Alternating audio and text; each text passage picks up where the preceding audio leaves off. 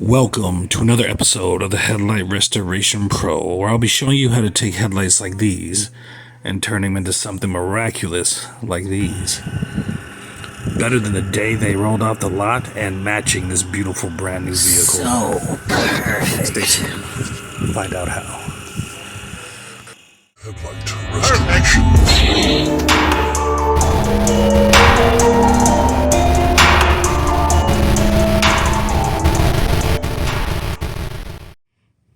Let's get down to business. Although this is not a typical brand new vehicle, this is a 2015 Subaru Impreza. Although this is not brand new per se, it's not a 2023 or 2022, this is 2015, but it is in miraculous shape. It only has 25,000 miles on it. Look at that engine. Look at the rest of the vehicle, as you saw, is brand new, but it is 2015. So at 25,000 miles on it, look at the headlights. The headlights have gone bad, and it really sucks to have such a perfect vehicle with fucked up headlights. So what I'm going to do before we get started here is I'm going to go ahead and show you what I haven't done in quite a long time, because usually I start my videos after everything is taped off. I already taped off the other side and decided to show how to tape a headlight off on this video. I also have another video that's up, that's an older one that goes into depth with how to tape things off as well. But as you see there, I am scissoring in multiple layers of tape. Okay, each one of these layers can handle a little bit of damage from the sandpaper. If you brush up against it, real quick, once or twice, it can handle it. Anything other than that, or hitting too hard or whatever, it will rip and the sandpaper will go through the layer. So the idea behind this is to add an extra, extra layering, extra protection, extra casting around it. A lot of people say tape off, tape off. I want to get people in a habit of thinking not as taping off, just put a piece of tape on there. Think of the fact that you're making a cast. I like to, in my mind, I say cast off, and then I, tell people I'm talking about taping off, okay? So I'm making a cast around here. Take a little piece off there. Doesn't matter if it stays or goes, whatever. It'll come off sooner or later. But I'm using this credit card here to, properly get pieces underneath it. I got a little piece jammed in there right now. But properly to seat the pieces, in between the headlight and underneath the headlight, or where the headlight meets the body. Okay, so once again, you want to think of casting off, and you want to use overlapping pieces of tape. You never want to, just pull a giant piece of tape unless you have just a huge straightaway, which most lights don't have a huge giant 1 foot straightaway, or 8-inch straightaway. Some do, but it's rare. So you want to do these little, pieces here.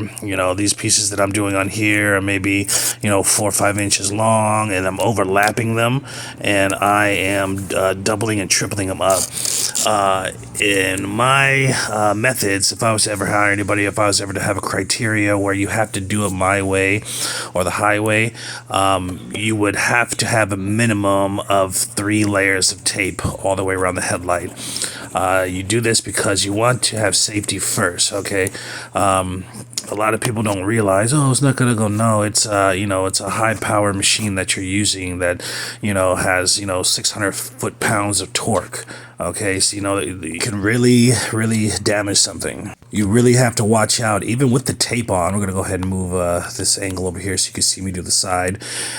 Even with the tape on, even with those triple layers, I still go through them sometimes. And you always constantly want to watch when you are hitting those areas, near those areas. You really, every time you move that drill, or you're looking at, down on it, you want to be looking at the edge of that plate, the edge of that sandpaper, you really want to watch and make sure that you're not grinding through the tape, because some people don't pay attention and then they look down and they got like a whole piece of tape missing along with clear coat and paint. You don't want to do that because it's an expensive fix and you don't know how to do it. I know how to do it, but still I don't even want to have to do it, because then you're just double working. Now you're going to be fixing somebody's vehicle, paint and clear coat around there, doing a scratch removal or paint chip fix. That's going to, far as your time and money, could cost you hundreds of dollars. You know what I'm saying? That's what you'd be charging to fix it anyways. So I mean, that's time is money, and there's always no guarantee that you'll be able to fix it. You never know. But anyhow, you see how I'm doing multiple layers there, and I'm overlapping. And on the areas that I think I am going to really, have a danger or a risk of hitting with my sandpaper disc, I even more than triple up tape. I might do quadruple tape. I might do 4, 5, 6 layers there, just to protect that area, because I know with my experience these areas are going to be hit. Okay, primarily these areas here, the corners, the little flares around there. Certain areas you can kind of tell when you're when you're taping what's going to be hit, and you definitely could tell when you're grinding, and you're never feel like you can't stop and put more tape in an area. It only takes a couple seconds. It only takes like a tenth of a cent of tape to put some more tape there. But see how I'm doing that there? After those triple up layers and all those layers that are butt up against the light, that's the danger zone. That's the only real area you have to do that. The other layers here that I'm putting down, at least 3 inches. See that? At least minimum of 3 inches outside of the light or away from the light, in every direction around the light. Okay, so I do about 5 or 6 inches. Okay, if you're spraying, if you're just coating with a towelette or whatever, but if you're doing this method, you want to do a little bit extra, just because you're spray coating. Now the spray fan is about, when you hold it correctly, about 6 to 7 inches away with this Meguiar's coating. With this tip that comes with it, it's about a 2.5 inch directional. Okay, which means it's like a directional fan, which means it goes one way, and the fan of it at its greatest point is about 2.5 inches. So when you're spraying, you kind of can maneuver it where you're not overspraying that much. You're overspraying maybe half an inch, maybe an inch. But just in case, when or something happens, I put this extra tape here. Also, when you are using a power tool, sometimes you can hit an angle here, primarily like around here or anywhere, and it will throw your arm. It's 600 pounds of foot torque.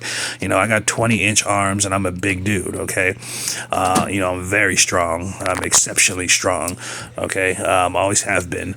And this power drill, even though it's not one of the highest power drills, throws my hand every time, all the time, and it'll catch you off guard, whether you think it or not. Like, oh, it's nothing, it's a flat light, it's not gonna do nothing. You could be doing something and somebody say, hey, what you doing? And boom, you lose concentration, and it flies down 4 inches. And what happens is it's gonna hit all that right there. It's gonna hit all that. And this is the other light, as you can see how I tape. It looks very nice. It looks very professional. And also, when a customer comes outside and they see it, they're like, oh my God, he's shining my lights. Oh my God, what about my... Oh, look, he's got it all casted off. It looks all pretty and nice. It looks all professional and shit, right? So, they're gonna, be more comfortable. But look how bad these lights are, and this car is spotless. This car looks like the day it rolled off the lot. The engine doesn't have a speck of dust on it. That's why I have my tarp on there. If people have a beat up, ugly engine, I just don't do it, because it doesn't matter if there's a little dust on it. But this is a brand new, perfect engine. You can literally eat off of it, or any part of this car. But anyhow, let's get back down to business here. We're going to go ahead and start with the P500. What I'm going to do to shorten this video up a little bit is I'm going to be doing some fast forwarding here, because that top piece, took up a lot of time. And eventually, as you see here, I'm going to be double stuffing this light, just because it has a weird little angle to it on the side areas here. And the double stuff method always comes in handy for that. As you see there, using the double stuff method with the P500. Here we go.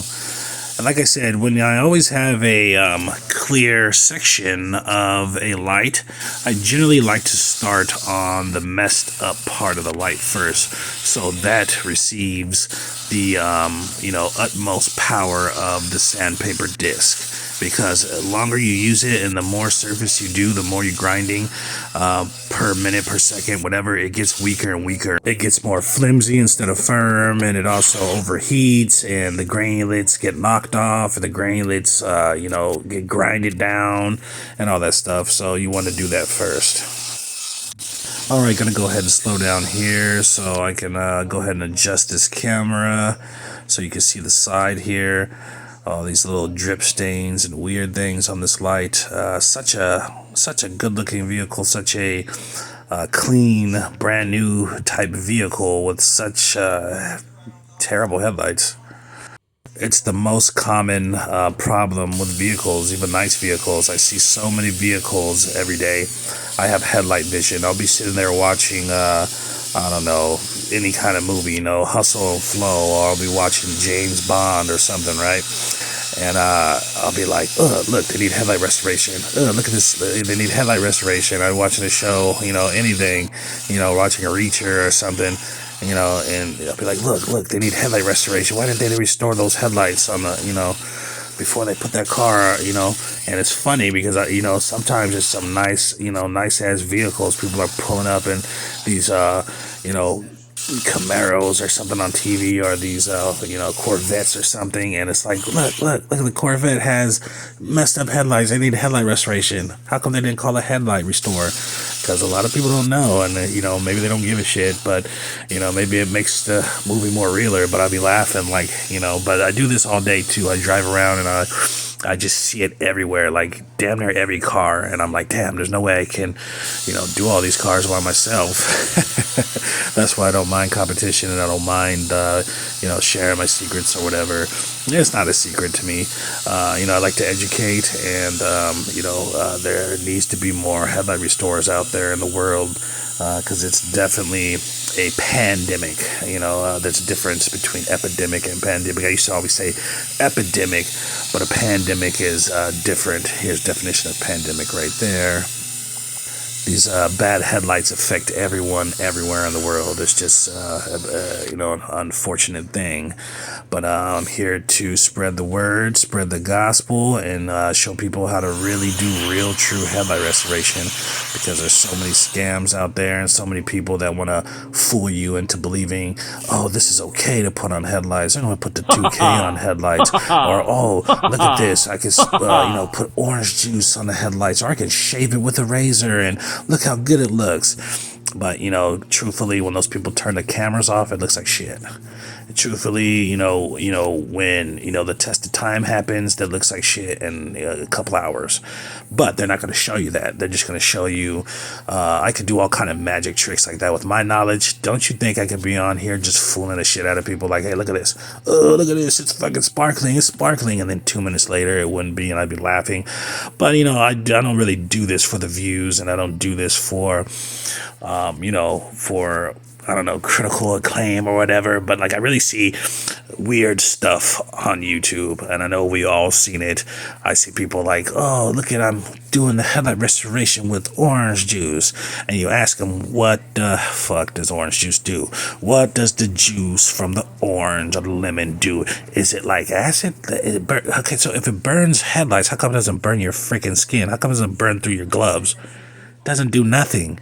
Does absolutely nothing. It does one thing. It has most oranges or citrus fruit has different oils in them.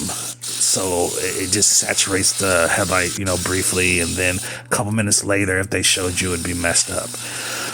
But nevertheless, it's just a lot of foolery, and I just want to show everybody that, there's better ways to do things.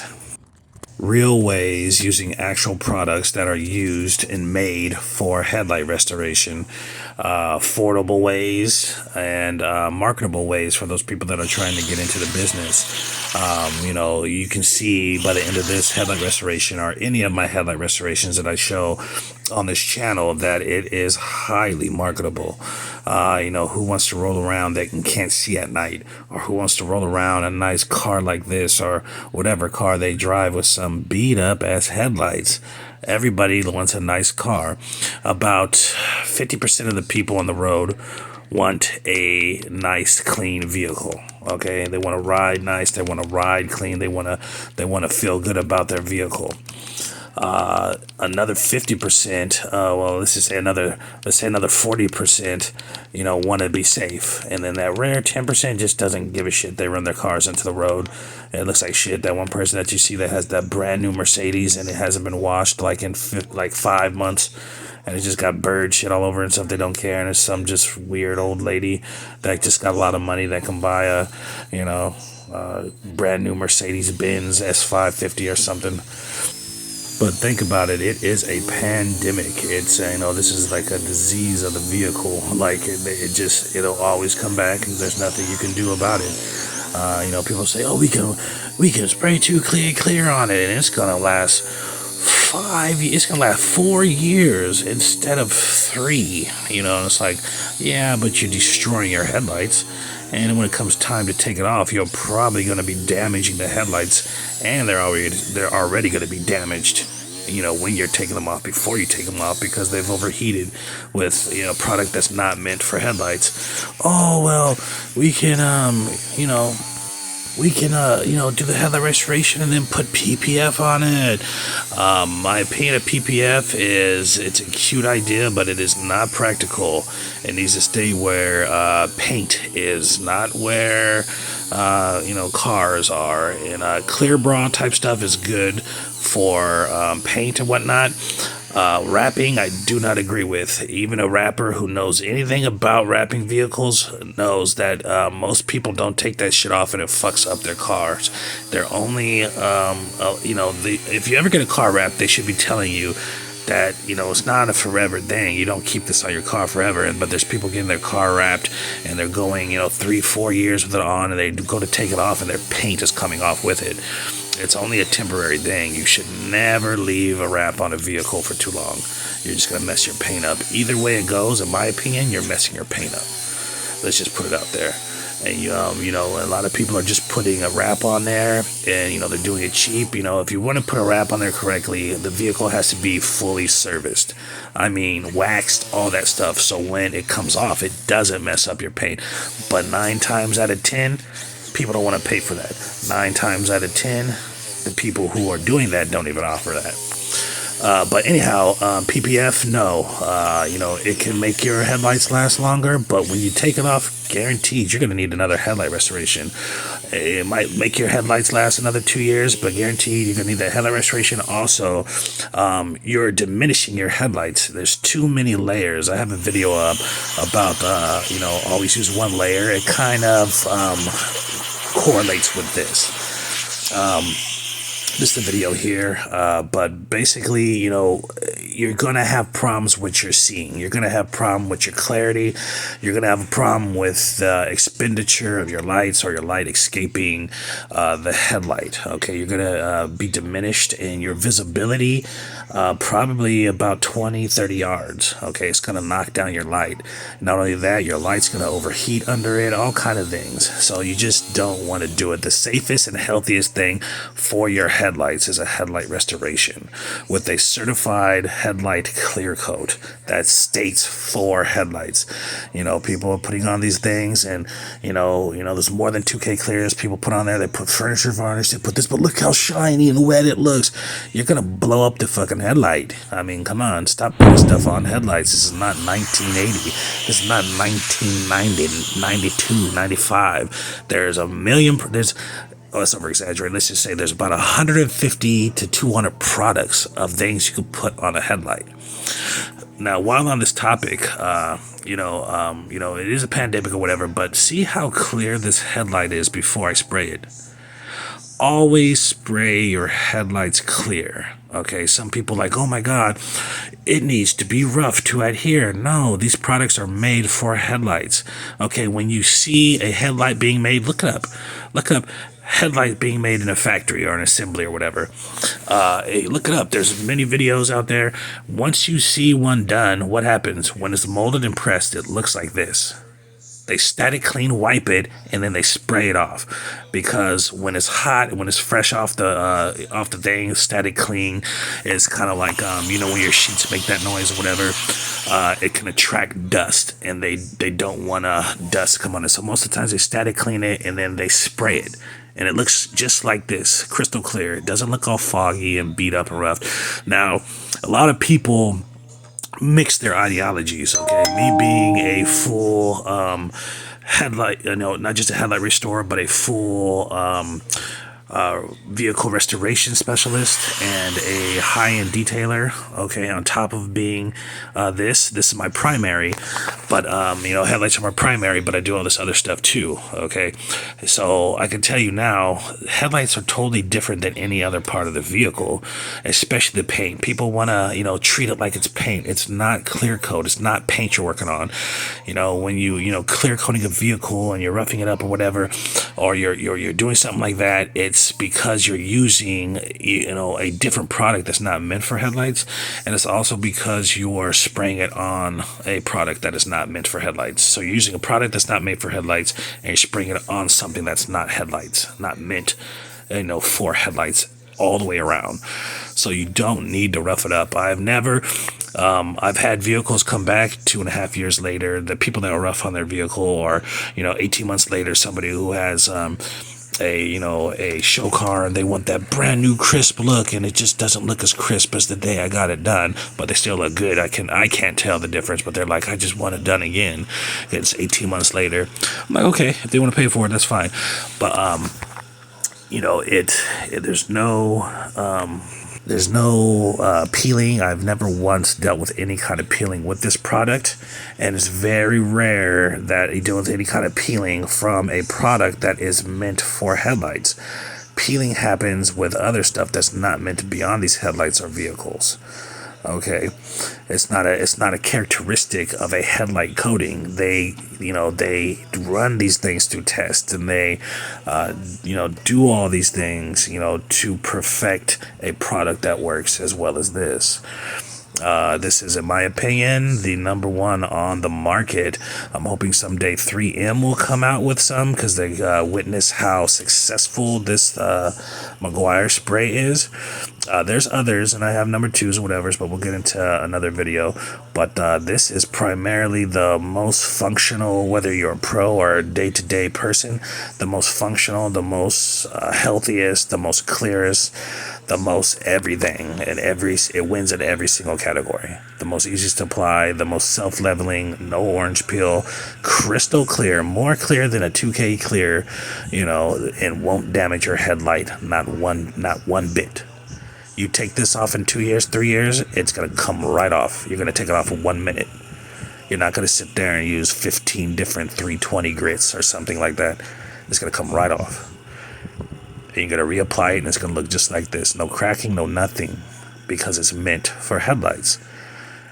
When you put all the other stuff on, it's guaranteed it's going to be messed up, in my experience. And 9 times out of 10, you're going to mess them up trying to get it off, because it's so hard to get off. You got spots overheating. You got, you might slide off and damage the vehicle. There's so much more stuff that happens where you got to take it off. But anyways, it is definitely a pandemic. I challenge anybody to go out and to this is a headlight look challenge, okay? I challenge anybody who watches this, or anybody who's into headlight restorations and doubt that it's a pandemic, go to your mall, go one day of driving when you're outside, just driving to work or driving home, whatever it is, and watch headlights. Be safe, okay? Don't crash. Wherever you're doing, walking on the light, we'll do whatever, but watch headlights and look at headlights, and you'll be like, I can't believe it. I can't believe it. Like 90% of the vehicles I saw today need headlight restoration or more.